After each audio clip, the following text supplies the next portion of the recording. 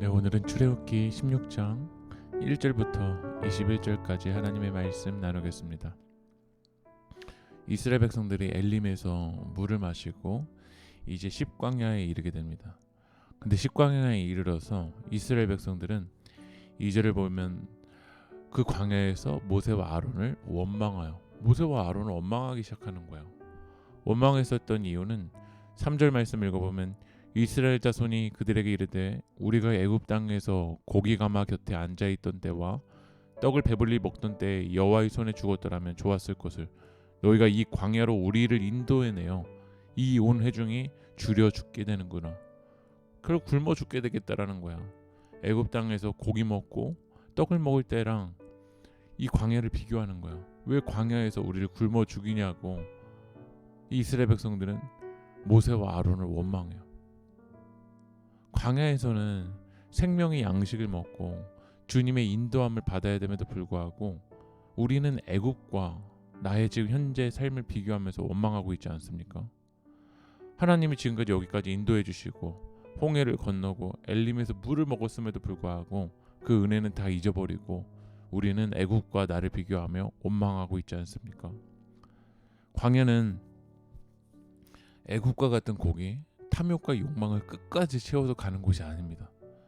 광야는 어떻게 지나가는 곳이냐면 4절에 보면 그때 여호와께서 모세에게 이르시되 보라 내가 너희를 위하여 하늘에서 양식을 비같이 내리시리니 백성이 나가서 일용할 것을 날마다 거둘 것이라.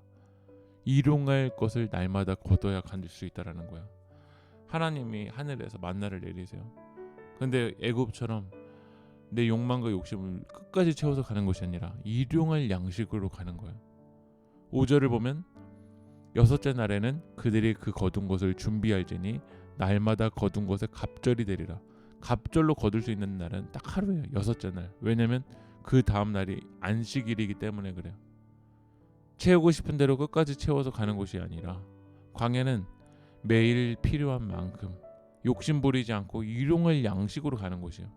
그리고 7일째는 주님 안에서 안식하고 생명의 공급을 받아야 갈 수 있는 곳이에요. 그런데 애국과 같은 삶은 7일째도 안식하지 못하고 끝까지 더 채워야 되고 끝까지 더 나를 위해서 쌓아야 갈 수 있다고 생각을 해요. 이스라엘 백성들은 하나님의 말씀대로 순종하고 하나님께 감사하며 이 길을 걸어가야 됐었지만 가장 큰 문제는 뭐였냐면 원망이었어요.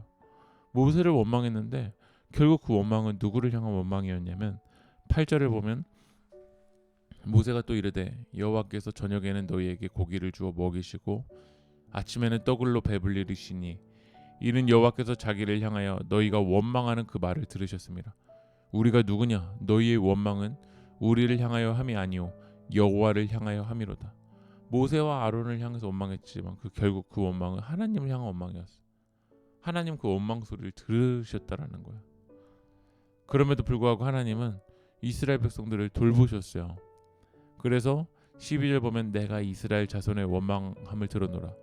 그들에게 말하 이르기를 너희가 해질 때에는 고기를 먹고 아침에는 떡으로 배부르리니 내가 여호와 너희 하나님인 줄 알리라 하라시니라.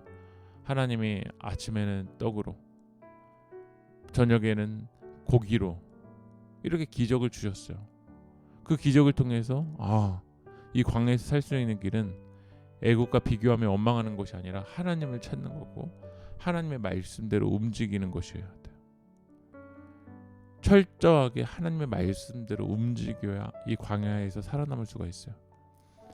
하나님은 만나와 이 메추라기를 내려주면서 이렇게 말씀하셨어요. 18절 19절 보면 오멜로 되어 본즉 많이 거둔 자도 남음이 없고 적게 거둔 자도 부족함이 없이 각 사람은 먹을 만큼만 거두었더라. 먹을 만큼만 거둬야 돼. 욕심 부리지 않고. 19절 보면 모세가 그들에게 이르기를 아무든지 아침까지 그것을 남겨두지 말라 했으나 아침까지 남겨두지 말라라는 거야. 그러려면 필요한 양식만 거두고 나의 삶의 상황에 맞게 이것을 써야 돼요. 근데 막상 만나가 내리니까 그들은 필요한 만큼만 일요한 양식만 구하기보다 20절을 보면 그들이 모세에게 순종하지 아니하고 더러는 아침까지 두었더니 벌레가 생기고 냄새가 난지라 모세가 그들에게 노하니 애굽 때처럼 살아가는 거야. 애굽 때처럼 남기고 애굽 때처럼 다 쌓아두는 거야. 그런데 결국 그 쌓아두고 남겼던 게 뭐가 되냐면 벌레가 생겨버려서 썩어버리는 거야. 냄새가 나는 거야. 우리 삶도 하나님 안에서 감사하면서 필요한 양식, 이러한 양식대로 살아가야 되는데 더 쌓고 더 높이 쌓고 그러다가 그것들이 썩어버리고 있지 않습니까?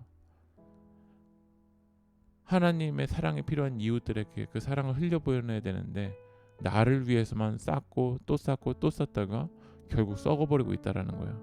오늘 말씀 마무리합니다.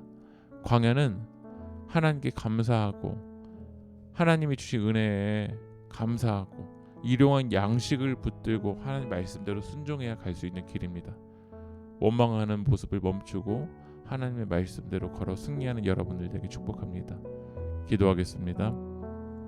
하나님을 신뢰하고 말씀에 순종함으로 하나님의 은혜를 누리며 살게 하여 주시옵소서. 예수님의 이름으로 기도합니다. 아멘.